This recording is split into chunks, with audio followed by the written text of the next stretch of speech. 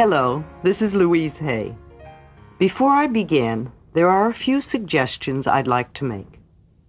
I have set up my book to take you through a session, just as I would if you came to me as a private client or attended one of my workshops. This will work just as well for you as a listener. If you will do the exercises progressively as they appear in the text, by the time you have finished, you will have begun to change your life. I suggest you listen through the tape once, then listen again, only this time do each exercise in depth. Give yourself time to work with each one. Each chapter opens with an affirmation. Each one of these is good to use when you are working on that area of your life. Take 2 or 3 days to study and work with each chapter. Keep saying and writing the affirmation that opens the chapter.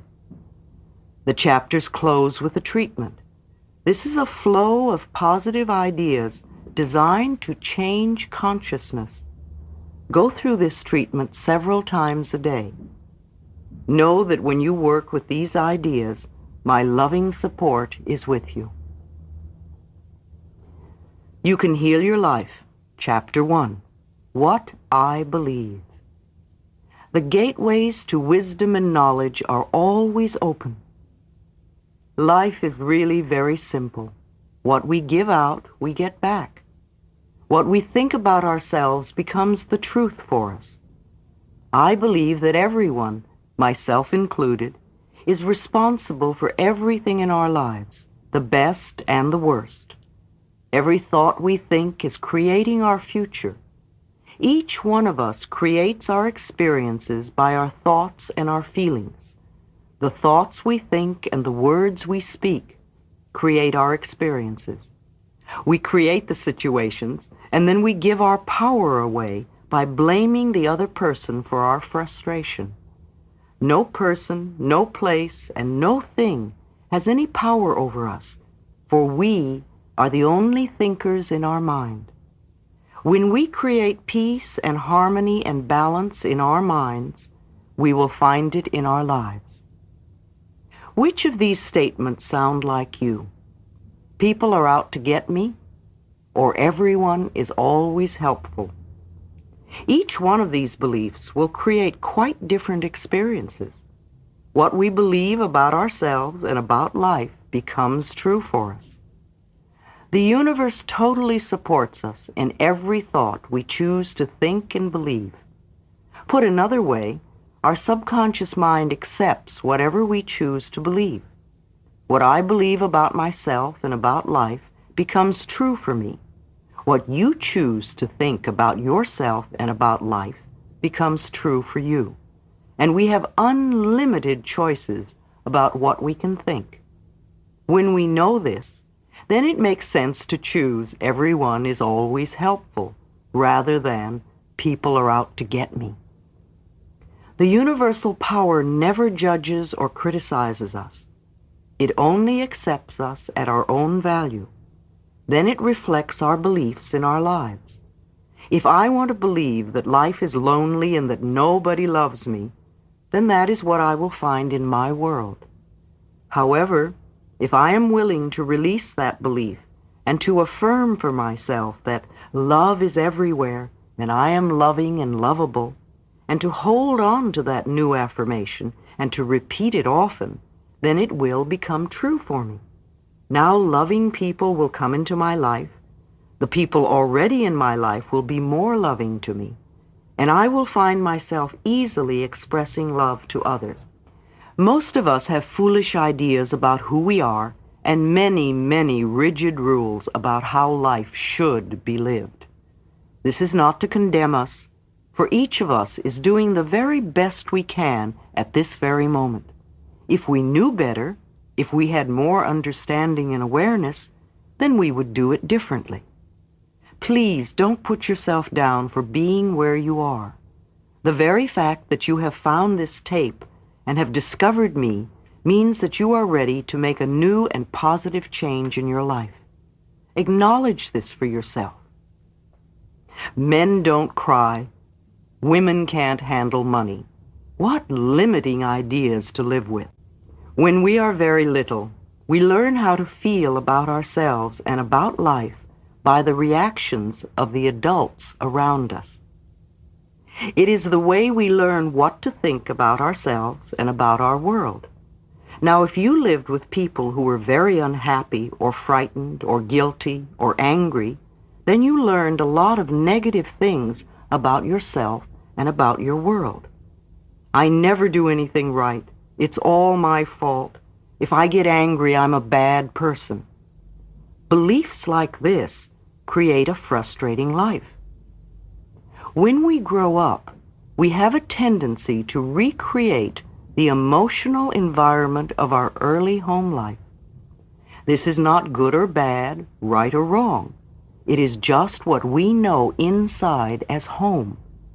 We also tend to recreate in our personal relationships the relationships we had with our mothers or with our fathers, or that they had between them.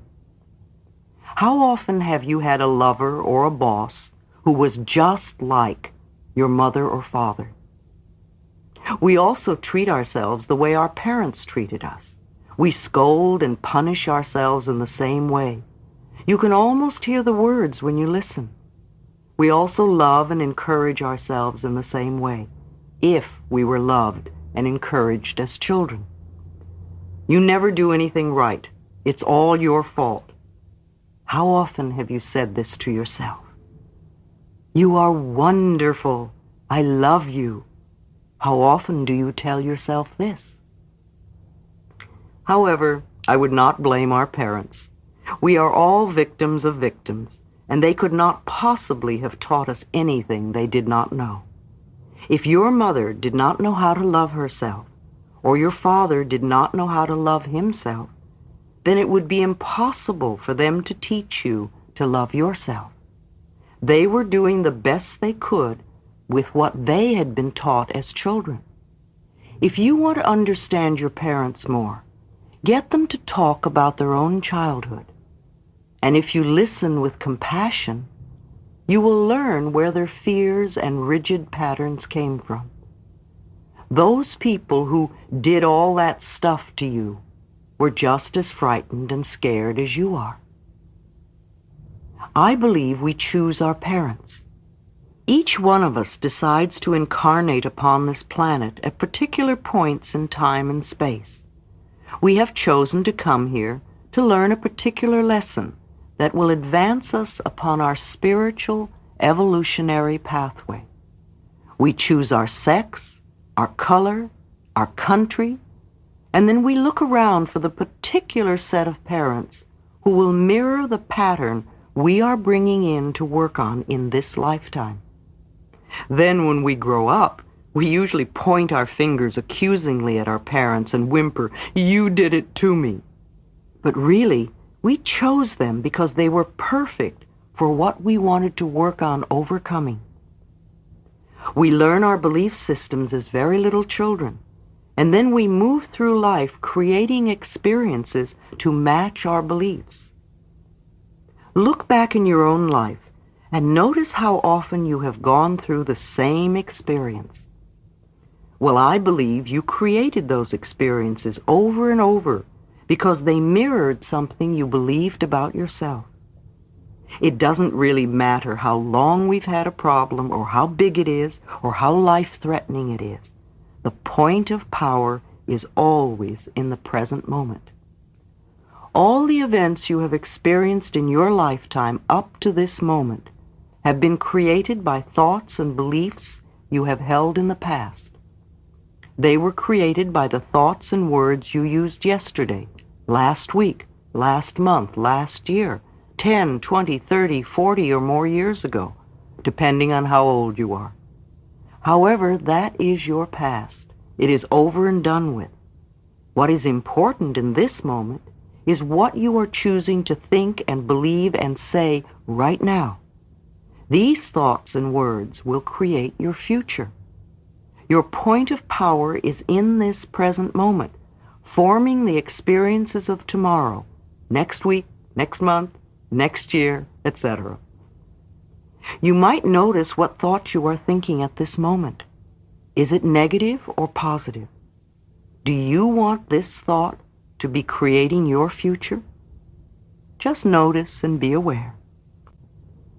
The only thing we're ever dealing with is a thought, and a thought can be changed. No matter what the problem is, our experiences are just outer effects of inner thoughts. Even self-hatred is only hating a thought you have about yourself. You have a thought that says, I'm a bad person, and this thought produces a feeling, and you buy into the feeling. However, if you don't have the thought, you won't have the feeling. And thoughts can be changed. Change the thought and the feeling must go. This is only to show us where we get many of our beliefs. But let us not use this information as an excuse to stay stuck in our pain. The past has no power over us. It doesn't matter how long we've had a negative pattern. The point of power is in the present moment. What a wonderful thing to realize. We can begin to be free in this moment. Believe it or not, we do choose our thoughts. We may habitually think the same thought over and over so that it does not seem like we are choosing the thought. But we did make the original choice. We can refuse to think certain thoughts. Look how often you have refused to think a positive thought about yourself. You can also refuse to think a negative thought about yourself. It seems to me that everyone on this planet who I know or have worked with is suffering from self-hatred and guilt to one degree or another. The more self-hatred and guilt we have, the less our life works. And the less self-hatred and guilt we have, the better our lives work on all levels. The innermost belief for everyone I have worked with is always, I'm not good enough. And we often add to that, and I don't do enough, or I don't deserve. Does this sound like you, often saying or implying or feeling that you are not good enough? But for whom, and according to whose standards? If this belief is very strong in you, then how can you possibly have created a loving, joyous, prosperous, healthy life? Somehow your main subconscious belief would always be contradicting it. Somehow you would never quite get it together, for something would always be going wrong somewhere. I find that resentment, criticism, guilt, and fear cause more problems than anything else. These four things cause the major problems in our bodies and in our lives. These feelings come from blaming others and not taking responsibility for our own experiences. You see, if we are all responsible for everything in our lives, then there is no one to blame. Whatever is happening out there is only a mirror of our own inner thinking. I'm not condoning other people's poor behavior, but it is our beliefs that attract people who will treat us that way. If you find yourself saying, everyone always does such and such to me, criticizes me, is never there for me, uses me like a doormat, abuses me, then this is your pattern. There is some thought in you that attracts people who exhibit this behavior. When you no longer think that way, they will go elsewhere. You will no longer attract them. On the physical level, resentment long held can eat away at the body and become the disease we call cancer. Criticism, as a permanent habit, can often lead to arthritis in the body. Guilt always looks for punishment, and punishment creates pain. Fear and the tension it produces can create things like baldness, ulcers, and even sore feet. I have found that forgiving and releasing resentment will dissolve even cancer. While this may sound simplistic, I have seen and experienced it working. We can change our attitude toward the past. The past is over and done. We cannot change that now. Yet we can change our thoughts about the past. How foolish for us to punish ourselves in the present moment because someone hurt us in the long ago past. I often say to people who have deep resentment patterns, please begin to dissolve the resentment now when it is relatively easy.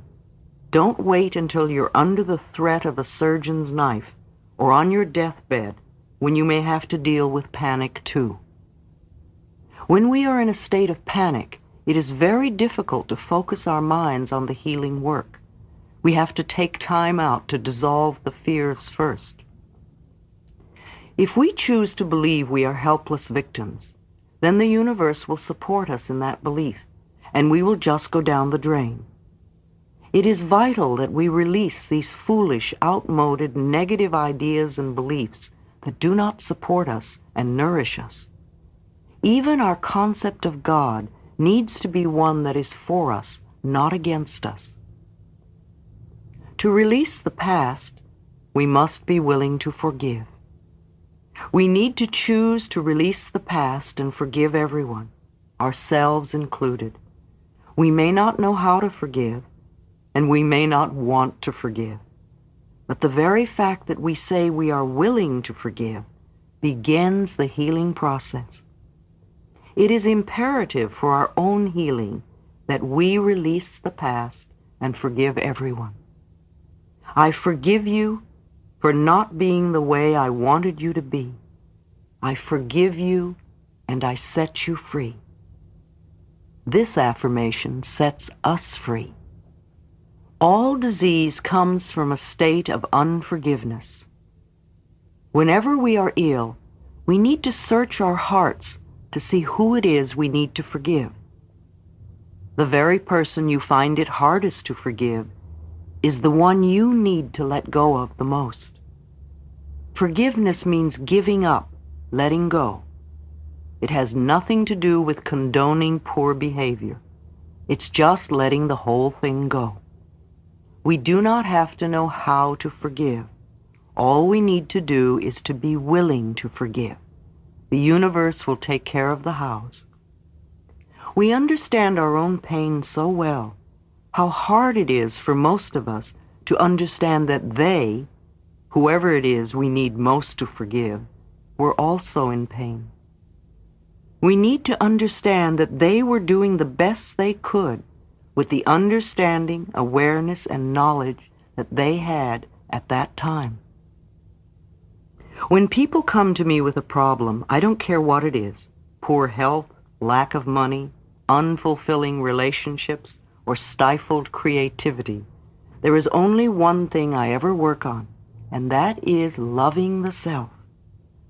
I find that when we really love and accept and approve of ourselves exactly as we are, then everything in life works. It's as if little miracles are everywhere. Our health improves, we attract more money, our relationships become more fulfilling, and we begin to express ourselves in creatively fulfilling ways. All this seems to happen without our even trying. Loving and approving of yourself, creating a space of safety, trusting and deserving and accepting, will create organization in your mind, create more loving relationships in your life, attract a new job and a new and better place to live, and even enable your body weight to normalize. People who love themselves and their bodies neither abuse themselves nor others. Self-approval and self-acceptance in the now are the main keys to positive changes in every area of our life. Loving the self, to me, begins with never, ever criticizing ourselves for anything. Criticism locks us into the very pattern we are trying to change. Understanding and being gentle with ourselves helps us to move out of it. Remember, you have been criticizing yourself for years, and it hasn't worked. Approve of yourself and see what happens. In the infinity of life where I am, all is perfect, whole, and complete. I believe in a power far greater than I am, that flows through me every moment of every day. I open myself to the wisdom within, knowing that there is only one intelligence in this universe. Out of this one intelligence comes all the answers, all the solutions, all the healings, all the new creations. I trust this power and intelligence, knowing that whatever I need to know is revealed to me, and that whatever I need comes to me in the perfect time, space, and sequence. All is well in my world. Chapter 2. What is the problem? It is safe to look within. My body doesn't work. It hurts, bleeds, aches, oozes, twists, blows up, limps, burns, ages, can't see, can't hear, rots away, plus whatever else you may have created. I think I've heard them all. My relationships don't work.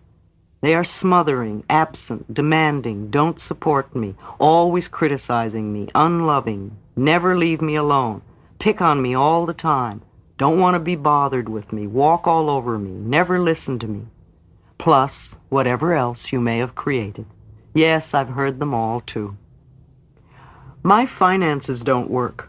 They are non-existent, seldom there, never enough, just out of reach, go out faster than they come in, won't cover the bills, slip through my fingers, plus whatever else you may have created. Of course, I've heard them all. My life doesn't work.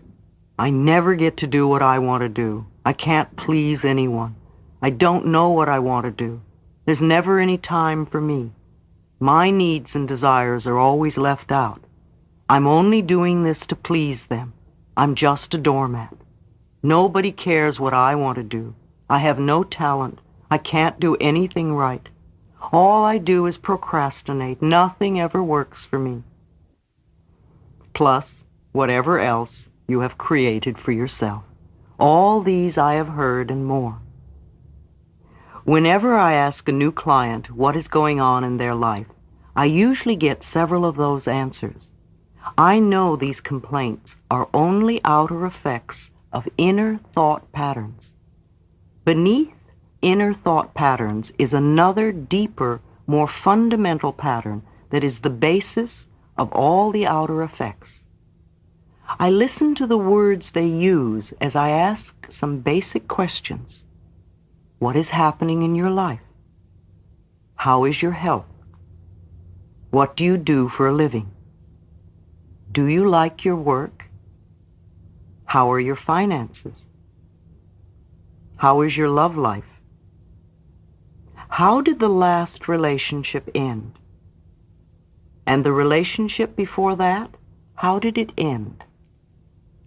Tell me about your childhood briefly. I watch body postures and facial movements. Mostly, I really listen to the words they say. Thoughts and words create our future experiences. As I listen, I understand why clients have particular problems. The words we speak are indicative of our inner thought patterns. Sometimes the words they use do not match the experiences they describe. Then I know either they are not in touch with what is really going on, or they are lying to me. Either one is a starting point and gives us a basis from which to begin. Exercise. I should. The next thing I do is to give them a pad and pen and ask them to write on the top of the page, I should. I ask them to list several ways to finish the sentence. Some people find it difficult to begin, and some have so many things to write. Then I ask them to read the list to me, one at a time, beginning each sentence with, I should. As they read each one, I ask, why? The answers that come out are interesting and revealing, such as, my mother said I should, because I'm afraid not to, because I have to be perfect. Well, everybody has to do that. Because I'm too lazy, too short, too tall, too fat, too thin, too dumb, too ugly, too worthless. These answers show where they're stuck in their beliefs and limitations. You see, I believe that should is one of the most damaging words in our language. Every time we use should, we are in effect saying wrong. Either we are wrong, or we were wrong, or we're going to be wrong. I don't think we need more wrongs in our life. We need to have more freedom of choice. I would like to take the word should and remove it from the vocabulary forever. I replace it with the word could. Could gives us choice, and we are never wrong. Then I ask them to reread the list one at a time, except this time to begin each sentence by saying, if I really wanted to, I could. This puts a whole new light on the subject. And as they do this, I ask them gently, why haven't you? And now we hear different answers. I don't want to. I'm afraid. I don't know how. Because I'm not good enough. Too often people berate themselves for years for something they never wanted to do in the first place. Or they criticize themselves for not doing something that someone else said they should do. When they can see that, they can just drop it from the should list. What a relief that is. Look at all the people who force themselves for years into a career they don't like only because their parents said they should become a dentist or a teacher. How often have we felt inferior because we were told we should be smarter or richer or more creative? What is there on your should list that could be dropped with a sense of relief? We notice that many of the things we thought we should do are things we never wanted to do, and that we were only trying to please others. So many times it is because we are afraid or feel that we're not good enough. We start a process of releasing the feeling of being wrong because we are not fitting someone else's standards. Next, I explain to my clients my philosophy of life. Remember, I believe life is really very simple. What we give out, we get back. The universe supports every thought we choose to think and to believe. When we are little, we learn how to feel about ourselves by the reactions of the adults around us. These beliefs will be recreated as experiences as we grow up. With thought patterns, the point of power is always in the present moment. Changes can begin in this moment.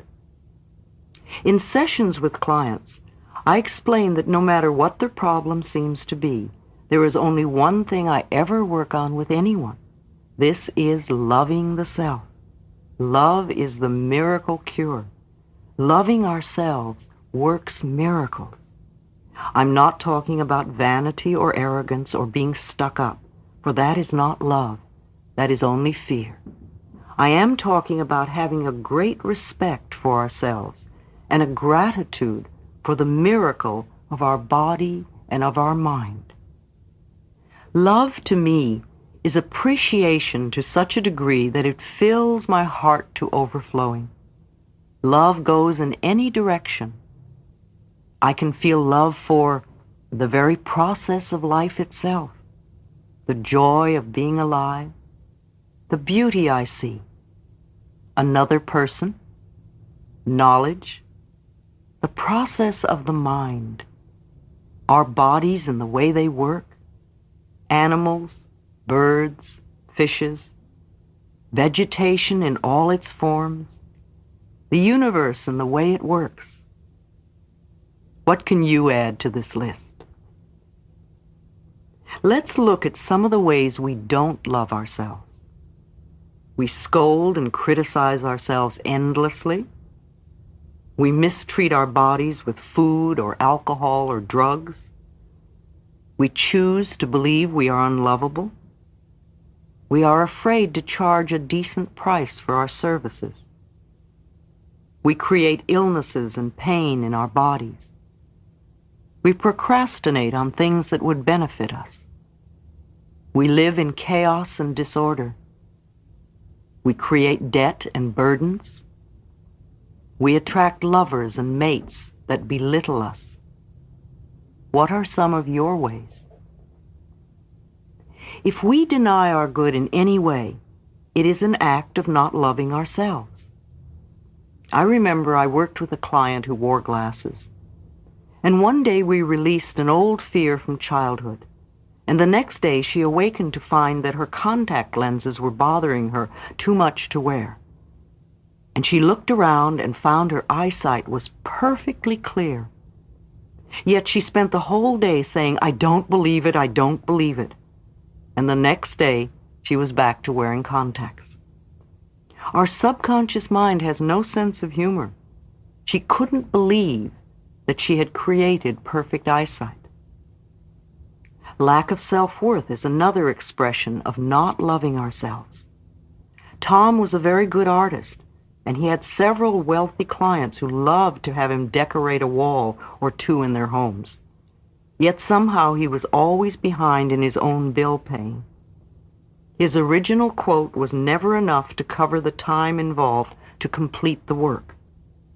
Anyone who gives a service or creates a one-of-a-kind product can charge any price. People with wealth love to pay for what they get. It gives the item more value. More examples of lack of self-worth. Our partner is tired and grouchy, and we wonder what we have done wrong to cause it. He takes us out once or twice and never calls again. We think something is wrong with us. Our marriage ends, and we are sure we're a failure. We're afraid to ask for a raise. Our bodies do not match those in Gentleman's Quarterly or Vogue magazine, and we feel inferior. We don't make the sale or get the part, and we're sure we're not good enough. We're afraid of intimacy and allowing anyone to get too close, so we have anonymous sex. We can't make decisions because we're sure they'll be wrong. How do you express your lack of self-worth? How perfect you were when you were a tiny baby. Babies do not have to do anything to become perfect. They are already perfect, and they act as if they know it. They know they are the center of the universe. They're not afraid to ask for what they want. They freely express their emotions. You know when a baby is angry. In fact, the whole neighborhood knows. You also know when they're happy, for their smiles light up a room, and they are full of love. Tiny babies will die if they do not get love. Once we are older, we learn to live without love, but babies will not stand for it. Babies also love every part of their bodies, even their own feces. They have incredible courage, and they have no guilt and no shame. We were all like that. Then we began to listen to adults around us who had learned to be fearful, and we began to deny our own magnificence. I never believe it when clients try to convince me how terrible they are or how unlovable they are. My work is to bring them back to the time when they really knew how to love themselves. Mirror exercise. I suggest a mirror exercise. I ask a client to pick up a small mirror, to look into their eyes, and to say their name, and "I love and accept you exactly as you are." This exercise is so difficult for many people. Seldom do I get a calm reaction, let alone an enjoyment of the exercise. Some are close to tears, some get angry, some belittle their features or qualities, some insist they can't do it. I even had one man throw the mirror across the room. It took him several months before he could begin to relate to himself in the mirror. For years, I looked into the mirror only to criticize what I saw there. Recalling the endless hours I spent plucking my eyebrows, trying to make myself barely acceptable, amuses me now. I also remember it used to frighten me to look into my own eyes. This simple mirror exercise shows us so much. Usually in less than an hour, I am able to get some of the core issues beneath the outer problem. If we only work on the level of the problem, we can spend endless time working out each and every detail, and the minute we think we have it all fixed up, it will crop up somewhere else. The problem is rarely the real problem. She was so concerned with her looks, and especially with her teeth. She went from dentist to dentist, feeling each one had made her look only worse. She went to have her nose fixed, and they did a poor job. Each professional was mirroring her belief that she was ugly. Her problem was not with her looks, but that she was convinced something was wrong with her. There was another woman who had terrible breath. It was uncomfortable to be around her. She was studying to be a minister, and her outer demeanor was pious and spiritual. Beneath this was a raging current of anger and jealousy that exploded now and then when she thought someone might be threatening her position. Her inner thoughts were expressed through her breath, and she was offensive even when she pretended to be loving. No one threatened her but herself. He was only 15 when his mother brought him to me with Hodgkin's disease and 3 months to live. His mother was understandably hysterical and difficult to deal with, but the boy was bright and clever and wanted to live. He was willing to do anything I told him to, including changing the way he thought and spoke. His separated parents were always arguing, and he really did not have a settled home life. He wanted desperately to be an actor. The pursuit of fame and fortune far outweighed his ability to experience joy. He thought he could be acceptable and worthwhile only if he had fame. I taught him to love and accept himself, and he got well. He is now grown up and appears on Broadway with regularity. As he learned to experience the joy of being himself, the parts in plays opened up for him. Being overweight is another example of how we waste a lot of energy trying to correct a problem that is not the real problem. People often spend years and years fighting fat and are still overweight. They blame all their problems on being overweight. The excess weight is only an outer effect of a deep inner problem. When we feel frightened or insecure or not good enough, many of us will put on extra weight for protection. To spend our time berating ourselves for being too heavy, to feel guilty about every bite of food we eat, to do all the numbers we do on ourselves when we gain weight, are just a waste of time. 20 years later, we can still be in the same situation because we have not even begun to deal with the real problem. All we have done is to make ourselves more frightened and insecure, and then we need more weight for protection. So I refuse to focus on excess weight or on diets. The only diet that does work is a mental diet, dieting from negative thoughts.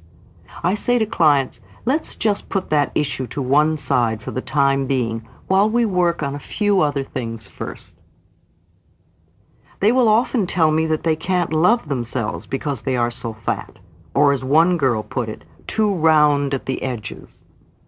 I explain that when we begin to love and approve of ourselves, it's amazing how weight just disappears from our bodies. Sometimes clients even get angry with me as I explain how simple it is to change their lives. They may feel I do not understand their problems.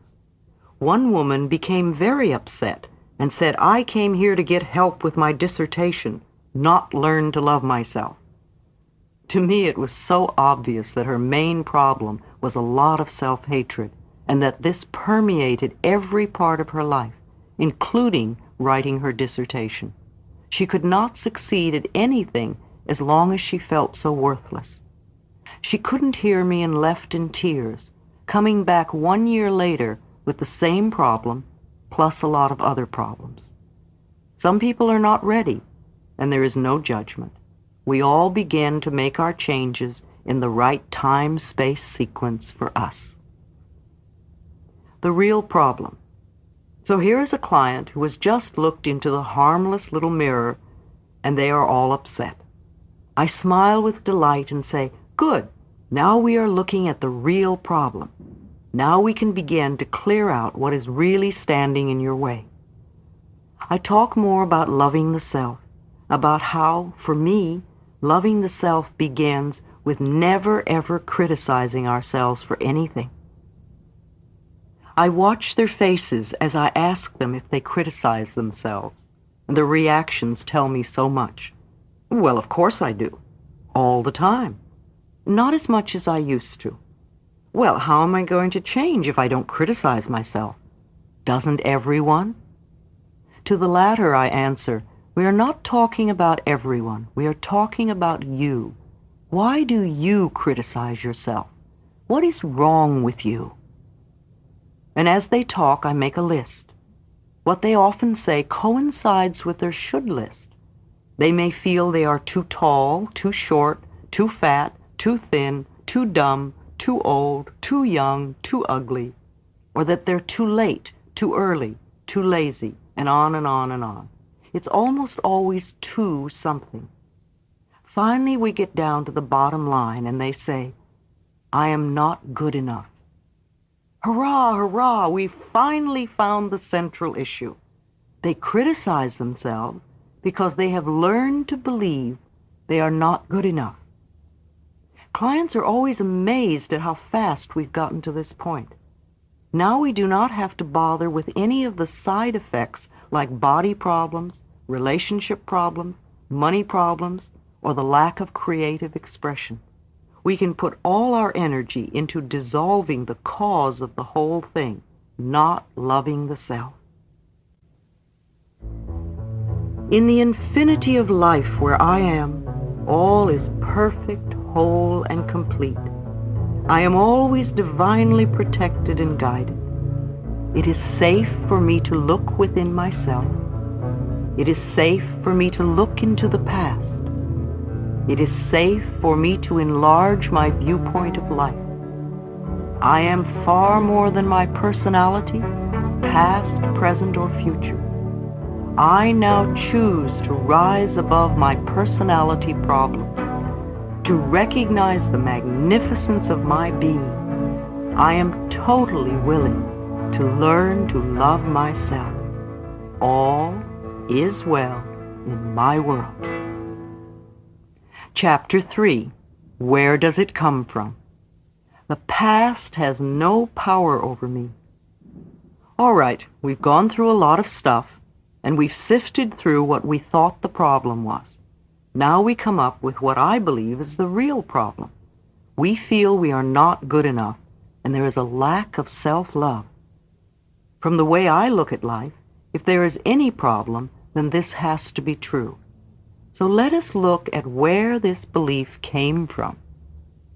How did we go from being a tiny baby who knows the perfection of itself and of life to being a person who has problems and feels unworthy and unlovable to one degree or another? People who already love themselves can love themselves even more.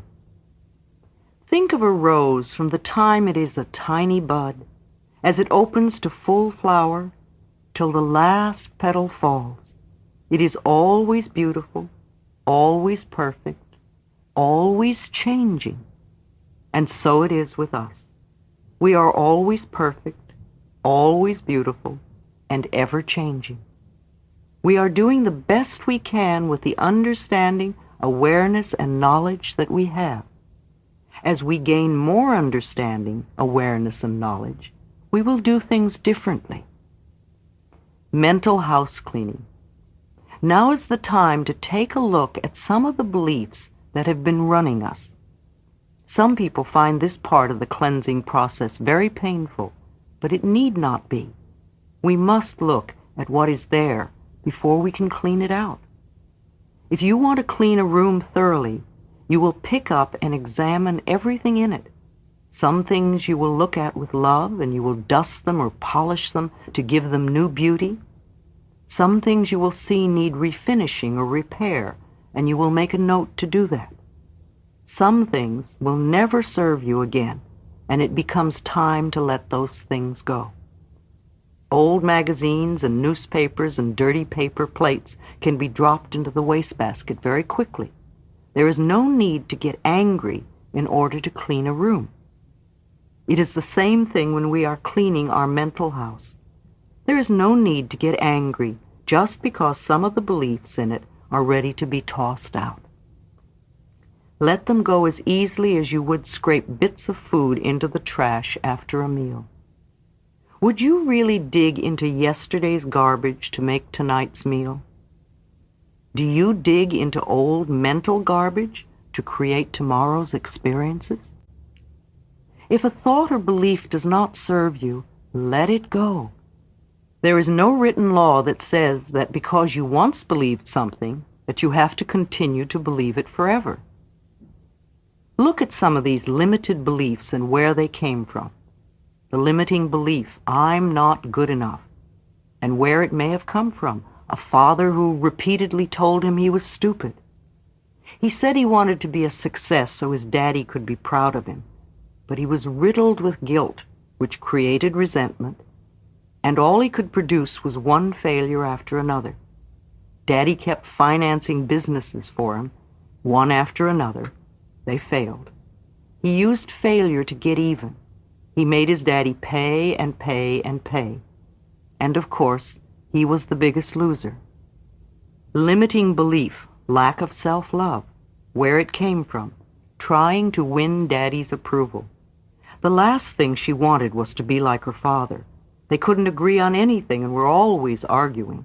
She only wanted his approval, but instead all she got was criticism. Her body was full of pains. Her father had exactly the same kind of pains. She did not realize her anger was creating her pains just as her father's anger was creating pain for him. Limiting belief, life is dangerous, where it came from, a frightened father. Another client saw life as grim and harsh. It was difficult for her to laugh, and when she did, she would become frightened that something bad would happen. She had been reared with the admonition, don't laugh or they might get you. Limiting belief, I'm not good enough, where it came from, being abandoned and ignored. It was difficult for him to talk. Silence had become a way of life for him. He had just come off drugs and alcohol and was convinced he was terrible. I discovered his mother had died when he was very young, and he had been reared by an aunt. The aunt seldom spoke except to give an order, and he was brought up in silence. He even ate alone in silence and stayed quietly in his room day after day. He had a lover who was also a silent man, and they spent most of their time alone in silence. The lover died, and once again he was alone. Exercise. The next exercise is to make a list of all the things your parents said were wrong with you. What were the negative messages you heard? Give yourself enough time to remember as many as you can. What did they say about money? What did they say about your body? What did they say about love and relationships? What did they say about your creative talents? What were the limiting or negative things they said to you? If you can, just look objectively at these items and say to yourself, so that's where that belief came from. Now let's dig a little deeper. What other negative messages did you hear as a child? From relatives? From teachers? From friends? From authority figures? From your church? Write them all down. Take your time and be aware of what feelings are going on in your body. What you have are the thoughts that need to be removed from your consciousness. These are the very beliefs you have that are making you feel not good enough. Seeing yourself as a child. If we were to take a 3-year-old child and put it in the middle of the room, and you and I were to start yelling at the child, telling it how stupid it was, how it could never do anything right, how it should do this and shouldn't do that, and look at the mess it made, and maybe we hit it a few times. We will end up with a frightened little child who sits in the corner, or one who tears up the place. The child will go one of these two ways, but we will never know the potential of that child. If we take the same little child and tell it how much we love it, how much we care, that we love the way it looks, and love how bright and clever it is, that we love the way it does things, and that it's okay for it to make mistakes as it learns, and that we will always be there for it no matter what, then the potential that comes out of that child will blow your mind. Each one of us has a 3-year-old child within us, and we often spend most of our time yelling at that kid in ourselves. Then we wonder why our lives don't work. If you had a friend who was always criticizing you, would you want to be around that person? Perhaps you were treated this way as a child, and that is sad. However, that is a long time ago. And if you are now choosing to treat yourself in the same way, then it is sadder still. So now, here in front of us, we have a list of the negative messages we heard as a child. How does this list correspond with what you believe to be wrong with you? Are they almost the same? Probably yes. We base our life script on our early messages.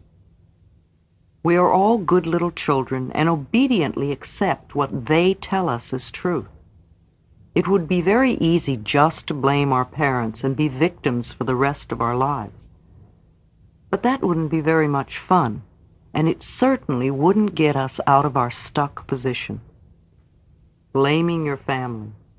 Blame is one of the surest ways to stay in a problem. In blaming another, we give our power away. Understanding enables us to rise above the issue and take control of our future. The past cannot be changed. The future is shaped by our current thinking. It is imperative for our freedom to understand that our parents were doing the best they could with the understanding, awareness, and knowledge that they had. Whenever we blame someone else, we are not taking responsibility for ourselves. Those people who did all those terrible things to you were just as frightened as you are. They felt just the same helplessness as you. The only things they could possibly teach you are what they had been taught. How much do you know about your parents' childhood, especially before the age of 10? If it is still possible for you to find out, ask them. If you're able to find out about your parents' childhoods, you will more easily understand why they did what they did. Understanding will bring you compassion. If you can't find out, try to imagine what it must have been like for them. What kind of childhood would create an adult like that? You need this knowledge for your own freedom. You can't free yourself until you free them. You can't forgive yourself until you forgive them. If you demand perfection from them, you will demand perfection from yourself, and you will be miserable all your life. Choosing our parents. I agree with the theory that we choose our parents. The lessons we learn seem perfectly matched to the weaknesses of the parents we have. I believe that we are all on an endless journey through eternity. We come to this planet to learn particular lessons that are necessary for our spiritual evolution. We choose our sex, our color, our country, and then we look around for the perfect set of parents who will mirror our patterns. Our visits to this planet are like going to school. If you want to become a beautician, you go to beauty school. If you want to become a mechanic, you go to mechanic school. If you want to become a lawyer, you go to law school. The parents you pick this time around are the perfect couple who are experts in what you have chosen to learn. When we grow up, we have a tendency to point our fingers accusingly at our parents and say, "You did it to me." But I believe we chose them. Listening to others. Our older brothers and sisters are like gods to us when we are little. If they were unhappy, they probably took it out on us physically or verbally. They might have said things like, "I'll tell on you for," instilling guilt. "You're just a baby, you can't do that. You're too stupid to play with us." Teachers at school often influence us greatly. In the 5th grade, a teacher told me emphatically that I was too tall to be a dancer. I believed her and put away my dancing ambitions till I was too old to make dancing a career. Did you understand that tests and grades were only to see how much knowledge you had at a given time? Or were you a child who allowed tests and grades to measure your self-worth? Our early friends share their own misinformation about life with us. The other kids at school can tease us and leave lasting hurts. When I was a child, my last name was Lunny, and the kids used to call me lunatic. Neighbors also have an influence, not only because of their remarks, but also because we're asked, "What will the neighbors think?" Think back to what other authority figures were influential in your childhood. And, of course, there are the strong and very persuasive statements made by advertisements in periodicals and on television. All too many products are sold by making us feel we are unworthy or wrong if we don't use them. We are all here to transcend our early limitations, whatever they were. We are here to recognize our own magnificence and divinity no matter what they told us. You have your negative beliefs to overcome, and I have my negative beliefs to overcome. In the infinity of life where I am, all is perfect, whole, and complete. The past has no power over me, because I am willing to learn and to change. I see the past as necessary to bring me where I am today. I am willing to begin where I am right now to clean the rooms of my mental house. I know it does not matter where I start, so I now begin with the smallest and the easiest rooms, and in that way I will see results quickly. I am thrilled to be in the middle of this adventure, for I know that I will never go through this particular experience again. I am willing to set myself free, and all is well in my world. Chapter 4. Is it true? Truth is the unchangeable part of me. The question, is it true or real, has two answers, yes and no. It is true if you believe it to be true. It is not true if you believe it isn't true. The glass is both half full and half empty, depending on how you look at it. There are literally billions of thoughts we can choose. Most of us choose to think the same kinds of thoughts our parents used to think. But we don't have to continue to do this. There is no law written that says we can only think in one way. Whatever you choose to believe becomes true for you. Examine your thoughts. Whatever we believe becomes true for us.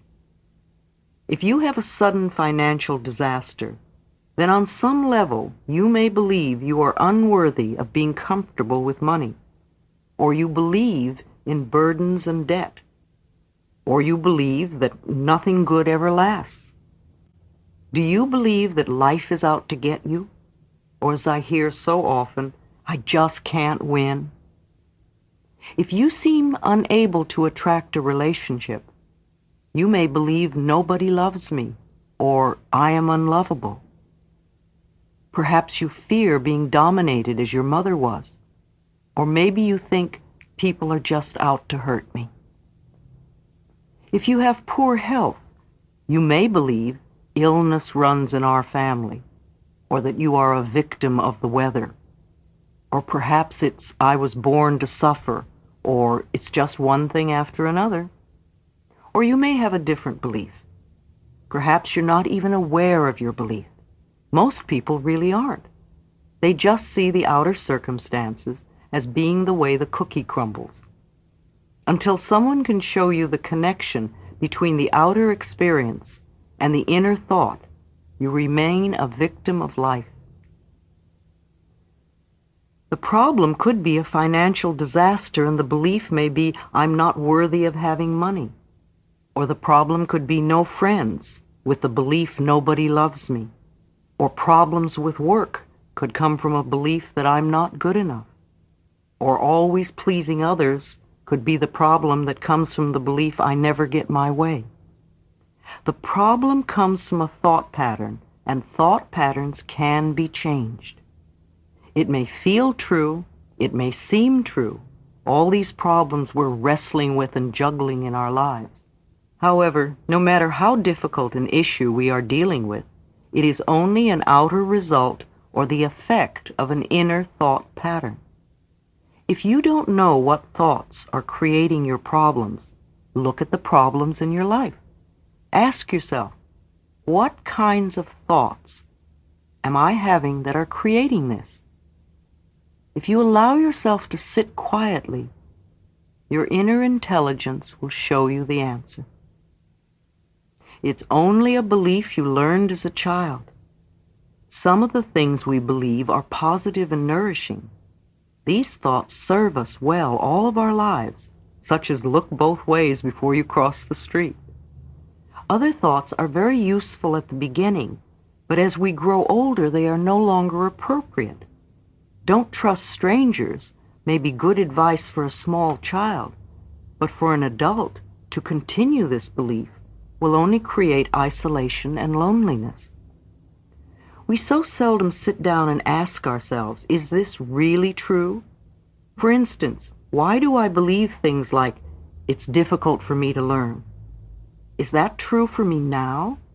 Where did that belief come from? Do I still believe it because a first-grade teacher told me that over and over? Would I be better off if I dropped that belief? Beliefs that boys don't cry and girls don't climb trees create men who hide their feelings and women who are afraid to be physical. If we were taught as a child that the world is a frightening place, then everything we hear that fits that belief we will accept as true for us. The same is true for don't trust strangers, don't go out at night, or people cheat you. On the other hand, if we could be taught early in life that the world is a safe place, then we would hold other beliefs. We could easily accept that love is everywhere, and people are so friendly, and I always have whatever I need. If you were taught as a child that it's all my fault, then you will walk through your life feeling guilty no matter what happens. Your belief will turn you into someone who's constantly saying, I'm sorry, I'm sorry.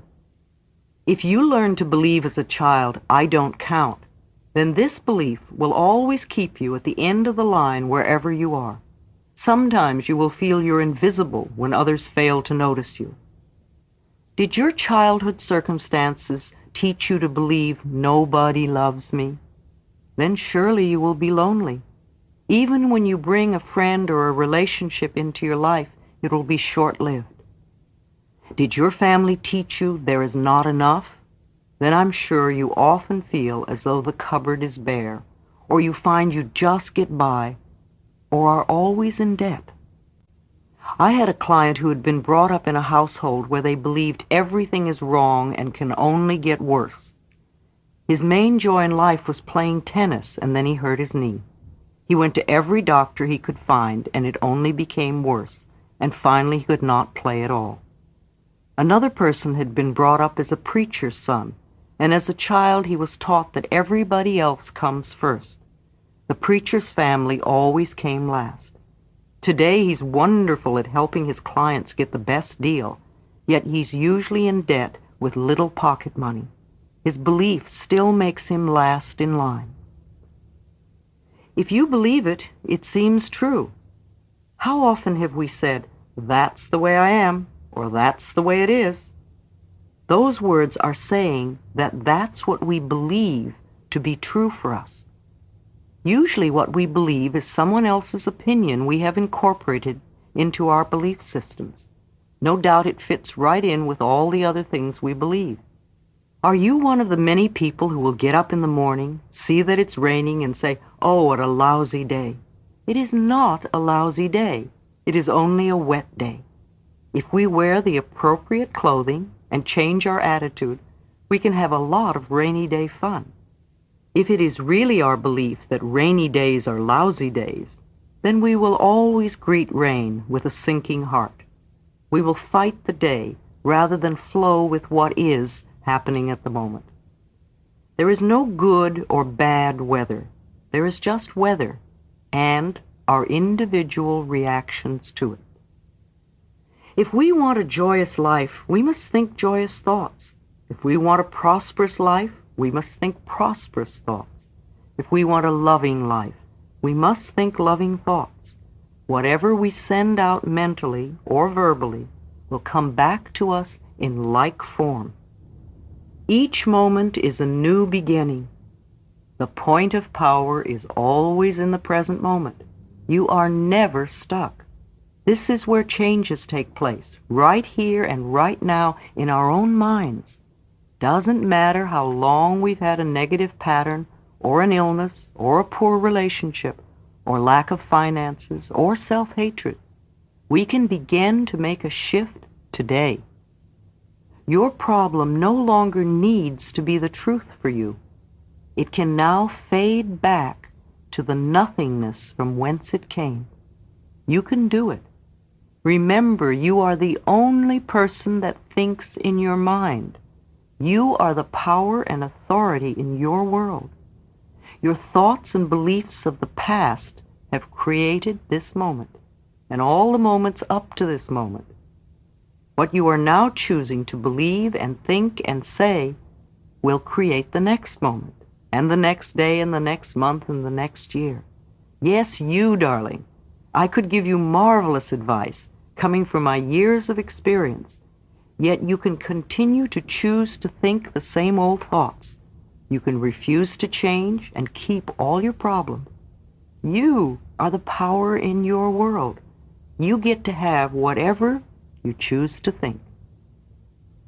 This moment begins the new process. A new beginning for you is right here and right now. Isn't that great to know? This moment, the point of power, is where the change begins. Stop for a moment and catch your thought. What are you thinking right now? If it is true that your thoughts shape your life, would you want what you were just thinking right now to become true for you?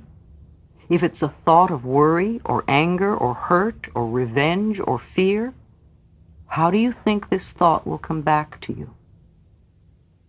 It is not always easy to catch our thoughts because they move so swiftly. However, we can begin right now to watch and listen to what we say. If you hear yourself expressing negative words of any sort, stop in mid-sentence. Either rephrase the sentence or just drop it. You could even say to it, "Out." Imagine yourself in line at a cafeteria, or perhaps at a buffet table in a luxurious hotel. Instead of dishes of food, there are dishes of thoughts. You get to choose any and all thoughts you wish. These thoughts create your future experiences. Now, if you choose thoughts that will create problems and pain, that's rather foolish. It's like choosing food that always makes you ill. We may do this once or twice, but soon we learn which foods upset our bodies. We stay away from them.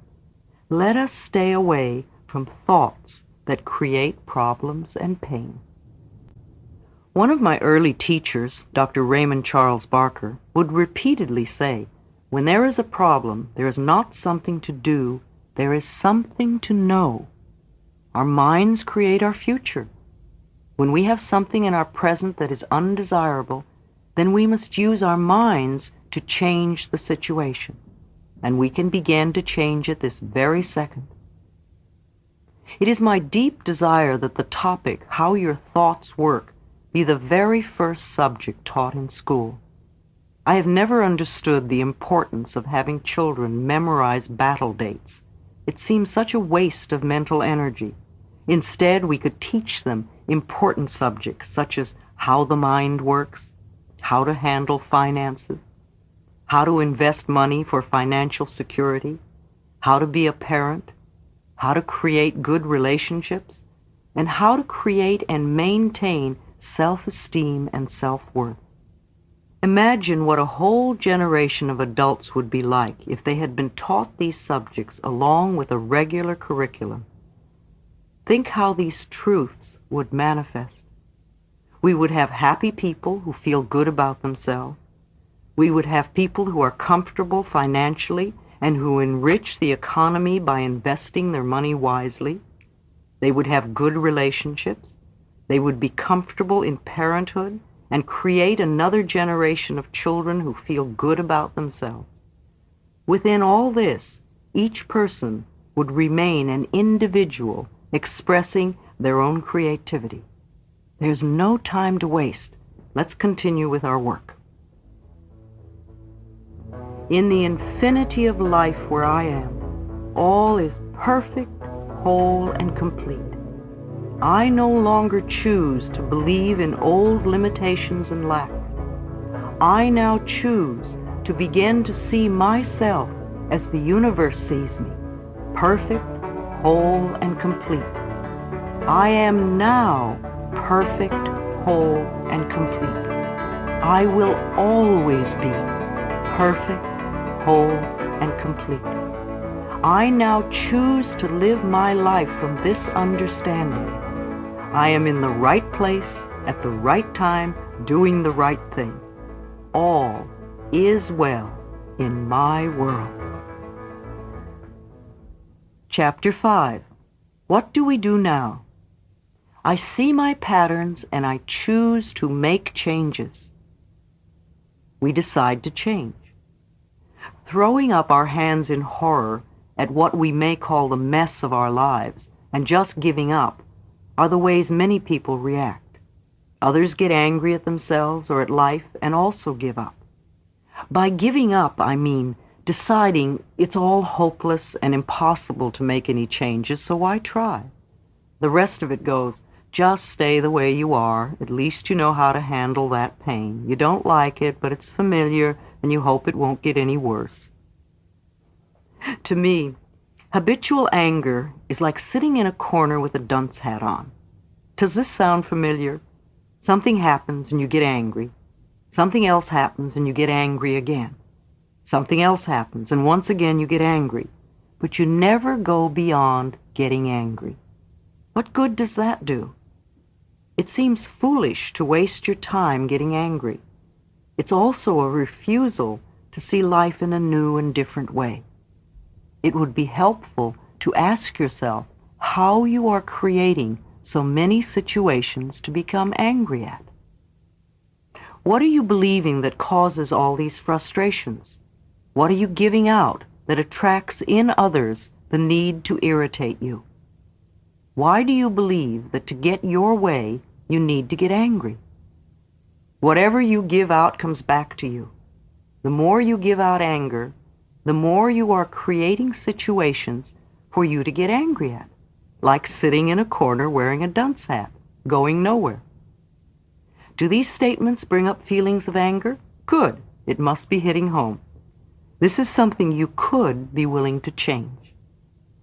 Make a decision to be willing to change. If you really want to know how stubborn you are, just approach the idea of being willing to change. We all want to change, to have situations become better and easier. However, we do not want to change. We would rather they change. In order to have this happen, we must change inside. We must change our way of thinking, change our way of speaking, change our way of expressing ourselves. Only then will the outer changes occur. This is the next step. We are now fairly clear on what the problems are and where they come from. Now it is time to be willing to change.